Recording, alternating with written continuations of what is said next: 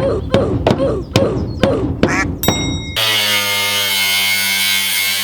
really don't want to get up. Alright guys, so we're going to take a little cruise around the block.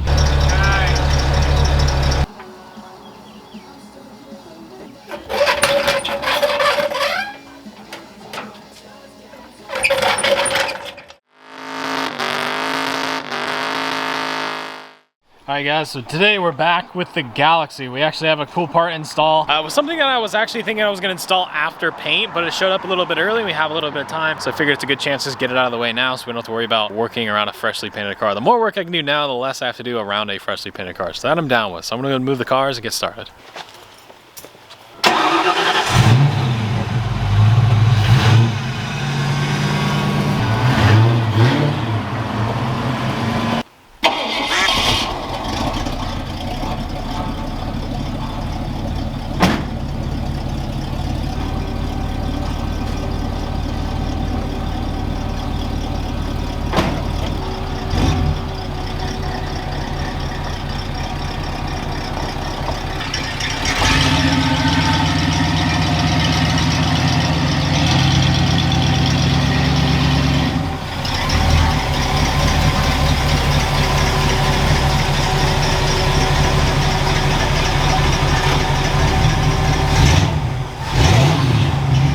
Alright, so on this car,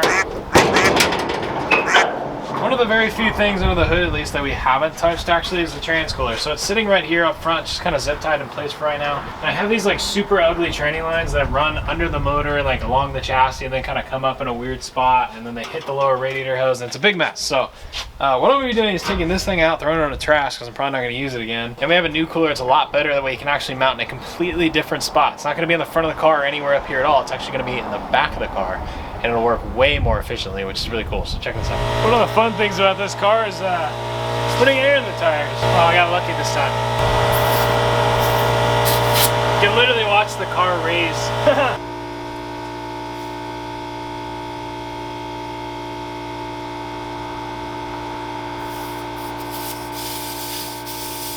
Alrighty, so we got here is a transmission cooler from Derale Performance. This is actually really cool. So it's got, this is basically what you can see on the side. It's a hyper-cool remote style cooler. So we can put this thing wherever we want. It has its own fan on it, which is really rad. We can put regular dash 8 fittings on it, whatever we want, dash 6 fittings on it. We can run AN line all the way up to the front and do AN into the trans, or we can just do a regular 3/8 style or 5/8 style or whatever size line we want to run, MPT. Thread that in, no big deal, which is pretty rad. So you can see this thing's pretty small, so I'm gonna go ahead and open it up, stop talking here. So on the back of this, let's see. Oh, JK. Nice. Wow. That's so nice. So it comes with its own line, which this looks like 3/8 line, I could be wrong, which is the size that we need. Wow, this is a lot nicer than the line I normally use. Continental line, that's a pretty nice line. So it comes with a hose, and the actual Derale cooler. Check this thing out. This is by far the coolest, most like high quality cooler I've ever seen. I've been around a lot of like off-road trucks and pre-runners, and I've never seen something but the kind of fit and finish that this thing has. So I'm gonna lay it out on the bench and show you guys.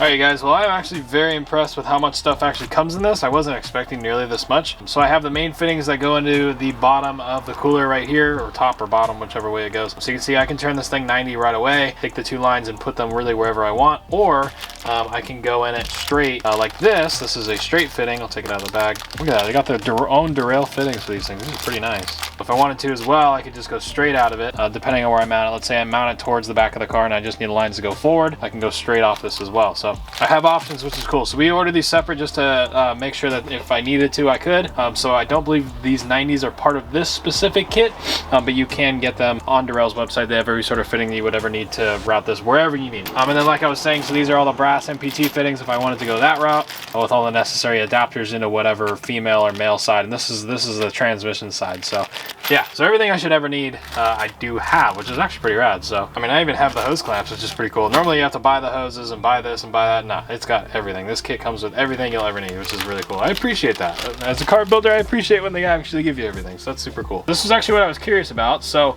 on, I believe, either the in or the outside, I'll have to look at it more, there's a actual switch, a thermostat switch, very similar to how we have the cooling system in the Galaxie ran. When the fluid coming out of the transmission and going into the cooler gets to a certain temperature, it'll activate that switch. We'll have a ground on it and a power wire to trigger it, and once that comes on, it'll trigger the fans exactly the same way that we have the cooling system in the Galaxie ran. So it'll be very similar. It'll work perfectly for what we're gonna do. We won't have any tacky switches or anything on the dash. If you wanted to do an override switch, you can easily put an override switch in it. But the way we're gonna be doing it is off a temp sender. I believe once it gets to, so the switch will be really nice because once it reaches a certain temperature, it'll click it on, and then if it gets too cool, it'll shut everything back off. So it's not just continuously using the fan. So now we have 3 fans on this car, 3 cooling fans. So that big alternator upgrade we're definitely gonna use. So that's perfect. But yeah, I'm gonna go ahead and read the instructions they gave me, kind of figure out the process, and I will start putting it in the car.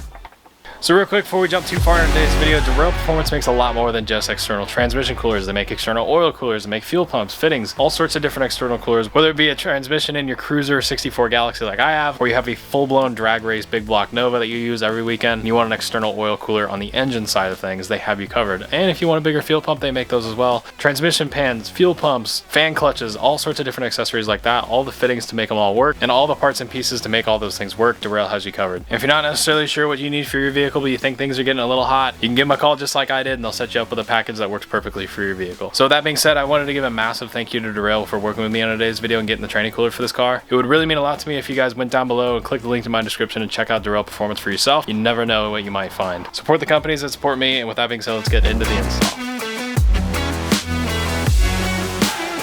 First big major step is actually getting this thing up in the air. So you can see here's our transmission cooler existing one right here. We are relocating it into the back, so you can see the hoses and lines kind of fish their way through the cooling system. You can kind of see them dangling down on the bottom. They're just kind of clunky and messy, and I don't really like them. They leak everywhere. Everything about them sucks. So we're gonna start ripping all this stuff out. And your boy Craig sucks at draining fluid. For whatever stupid reason, I'm super lazy and don't like using a drain pan. I'm not using a funnel. These funnels are for weenies. Yep, spilt that everywhere. Probably gonna try to reuse as much of this transmission fluid as I can because it's all brand new stuff, but I'm definitely gonna dump it all over the floor. Definitely, so enjoy it. Man, that car sure does look good, doesn't it? How about that?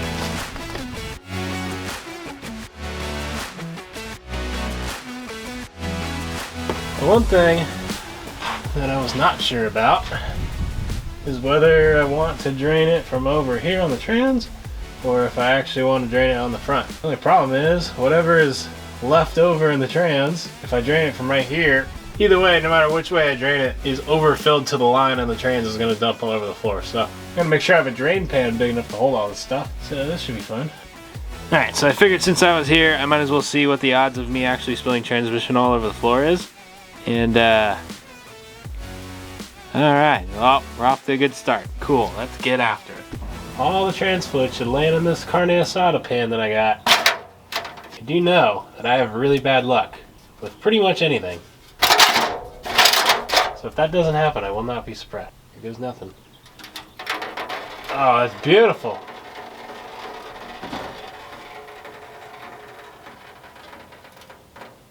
Alright, that's BS. There's way more than that. Well, it's one of those 1/8 of a turn at a time, so this will take a little while. So either I just got really lucky, or there's just no trans fluid in this car. Well, what do you know? Run your car out of tranny fluid, and coolers are super easy to install then. Alright, that is that. Alright, so I'm putting together all the fittings to go in the actual tranny cooler. So I'm just gonna go on a limb and say that we're gonna be mounting it on the car this way underneath. So I'll be running the lines most likely straight down. So if I do that, what they give you, this is everything they give you. I haven't added anything here. So they give you a 3/8 fitting and to adapt to this one, that will thread into the actual bung on the bottom of the cooler. So that's perfect. That's exactly what we want, is the trigger switch. So we want to run the trigger switch in the inlet side because that's what's coming out of the transmission, so we can gauge how hot or cold it is. So this guy right here, you can see there's threads on the bottom of it. Tiny little threads right here. This is basically a temp probe. Thread this guy in like so. Once we have that on, you can see it just barely sticks in there, which is exactly what we want. So now the entire thing can thread into here, and then we have one more hose barb fitting to go in line. So realistically, you don't have to go to the store and try to fit all this stuff together. They give it all to you to where you can run in. Temp probe checks the temperature, tells the fan whether it needs to turn on with a power wire, which will ground and have 12 volt source to, and then it'll come back out and go back in the trans. So this will work perfectly. I'm gonna get it mounted in the car. All right, guys, so coming out of the transmission, this is where it gets kind of tricky. So originally, I would have ran, or you could have, damn it, oh, come on, what the So originally on the Cruise-O-Matic that's in the Galaxie, it has an inverted flare. I think it's 3/8 inverted flare or something like that, whatever the thread size is. It's inverted flare, and we're trying to go to a 3/8 hose fitting on this side. So I have this like long collaboration of like different fittings to get it to work. It's just what my local like hardware store had, so I don't have to ship and wait for a bunch of stuff. We have a solid piece of hard line that will come out of the transmission, and we'll put a 90-degree bend in this, so this will bend out of the trans and go back to the rear of the car. Then we have an adapter that goes from an inverted flare to a standard thread to pipe thread, and then we have a 3/8 fitting. So I could have gone with AN line. That gets super expensive very quickly. No need for it, in my opinion. You'll never see it. Car sits 4 inches off the ground, so who cares? This will work perfectly.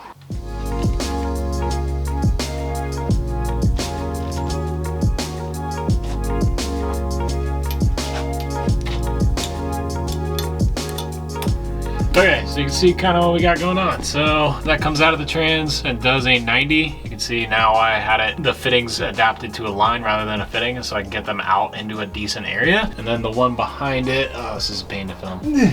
And I need a lift. You can barely see the one in the back. There you go, you can see the little bung for it. So it sticks out right there, and it comes out the back of the trans and does the same thing. So you can see the two fittings are parallel with each other. I can, I'll run the lines back, and the trans cooler will be roughly where the floor dips up and meets the foreleg back there. So let's get the back end of the car up in the air and get the cooler mounted. All I can say is, man, I'm tired of working on jack stands. This sucks. This car is so low to the ground that I have to have like a foot tall jack stand to get it under like a usable space. So yeah, that's always annoying, but we're getting close. Hopefully after this car I don't ever have to do this again. So I don't know, you know, time will tell, but man, it sucks. I hate doing this stuff.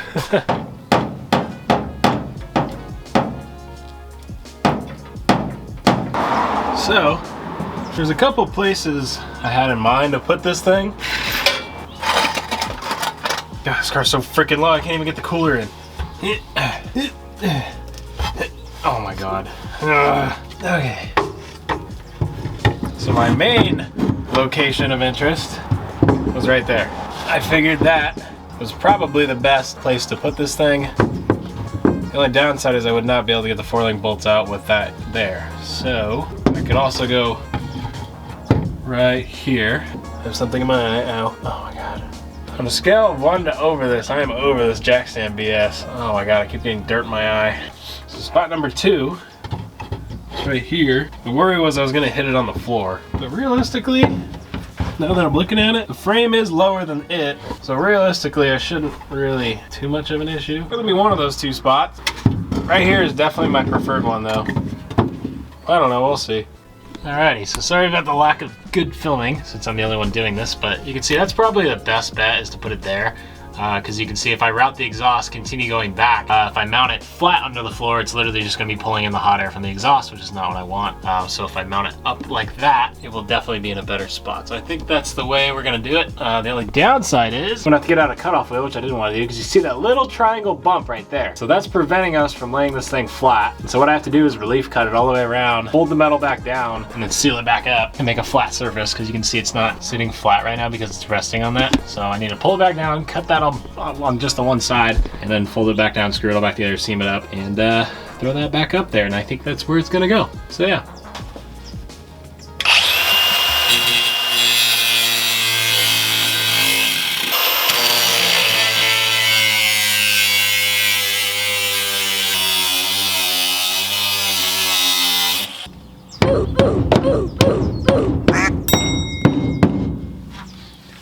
Okay.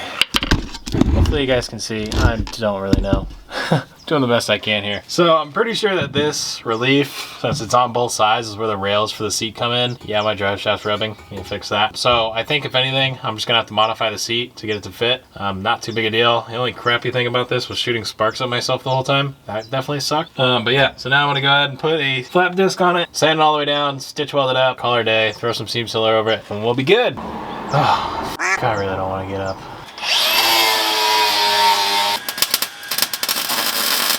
All right, so I got the floor all finished up. It's all seam sealed and welded. What I'm doing on the actual mount itself is I measured the width and I measured the height of the holes that are given. So it's a little dirty just because I've been fitting it. But this is 7.5 wide and 9 tall. So I transferred that. I transferred that into the inside of the car. Definitely a tight space. Normally you probably won't have this big of an issue getting it into some weird spot, but because I have to do it on the other side of this panel, it's a very weird spot. So I measured it out inside the car. It's way easier to drill inside the car. So now I'm just able to slip bolts through. I mock everything up, bolt it all together. And as long as it all works, I will have to put about a 20-degree bend in the bracket to get it to conform to the floor properly. And once I get that all set, I'll be able to slip the bolts in, make sure it all fits, and I'm gonna weld those bolts from the top. And as long as those bolts stay in, I can remove it and take it out. I'll just have basically studs sticking out from the floor. I'll be able to put the mount in, thread in the bolts, and take it back off if I need to, and I don't have to take the seat out to get the training cooler out. That's really the biggest thing I'm trying to get here, so yeah.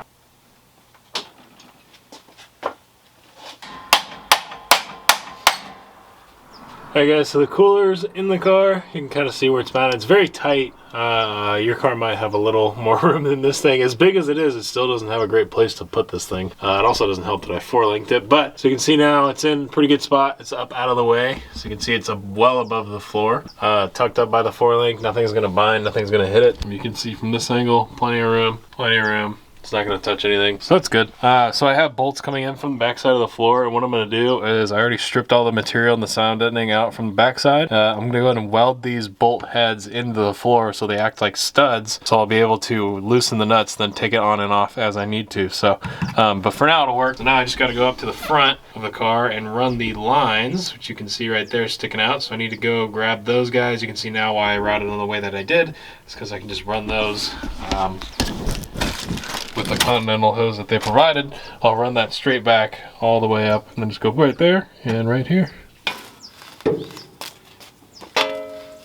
Alright, let's try this again. So, we got everything ran, and the one thing I noticed is, as you can see, the kind of direction of this line is not really something I want. It's hanging kind of low. So what we're going to do is Derale gives, in this kit at least, I have the straight fitting and then a 90, which I was talking about earlier. So I'm going to take the 90 and put it in its place, and I think it'll work a lot better for what we're trying to do here. The nice thing also about these fittings, this thing can pivot. It's a seal, it's a tight seal, but you can see I can twist this thing. So as we're throwing it in, if you're worried about it hitting something, you can just turn the fitting itself. Oh, I got lucky right there. So it's about to hit the floor. There, now it's touching the floor. So now I can just tighten this piece, and that allows this, now you can see this guy still moves. I'll take this line and route it like that. Now you can see if it's like this, it's way out of the way versus down here. So I like that a lot better. So I'm gonna go ahead and get this guy snugged up, and then I gotta pull all the lines off again eventually. Unfortunately, run our heat shield product. We have some heat wrap right here. This is the hot rod sleeve. We're gonna run this along everything. Get to about 1,000 degrees. There's no reason anything down here should ever see that, but I just wanna do it now while there's no fluid in it and there's not a big mess. So I'll pull all this down, run that up, and then we'll wire the switch. I went ahead and I put the temp sender switch. It's back here, you guys can barely see it. Snug that guy in hand tight. I already broke one of them, I'll be honest, so I got another one. Hand tight only. Thread sealant on the back. Use some ARP thread sealant. Just snugged it up by hand. Just give it a little, just fire, much you can do with your fingertips, and that's it. Trust me, I already broke one of them. That guy's good, so let's get this guy ran and we'll be done.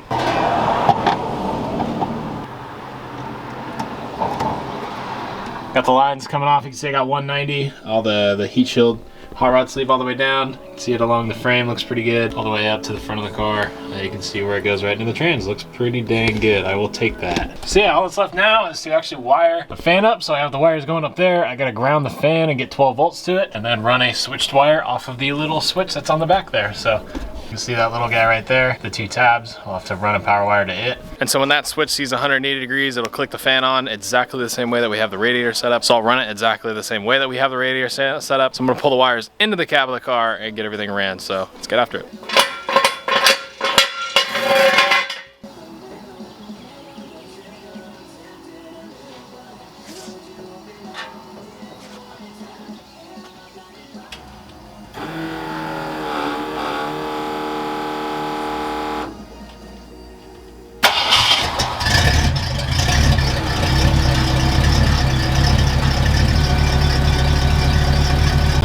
Alright guys, so we're going to take a little cruise around the block.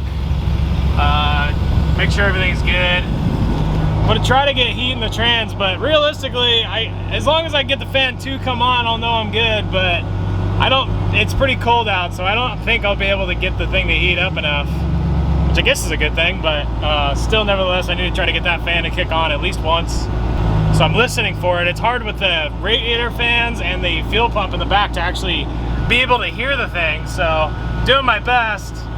Car's fans are coming on, so I'll just kind of load up the trans a bunch and see if I can get it to come on, so we'll see. All right, guys, just went around the block. First gear, shift second gear, first gear, second gear, ripping it kind of as hard as I could to load it up, and I'm gonna be honest, I literally cannot get this thing to get hot. I'm feeling the cooler, and the cooler's still like cold, so I'm gonna have to try it again in the morning, drive it around the block, maybe do a couple burnouts or something, but the good thing is it's staying very cool, so that it is doing, which is good, but this is a pretty heavy car, so realistically I should be able to get these things to come on halfway easily.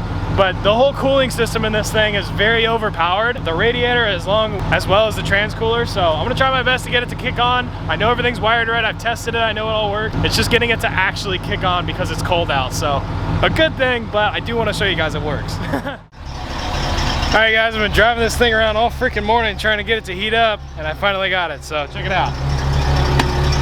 You'll barely be able to see it.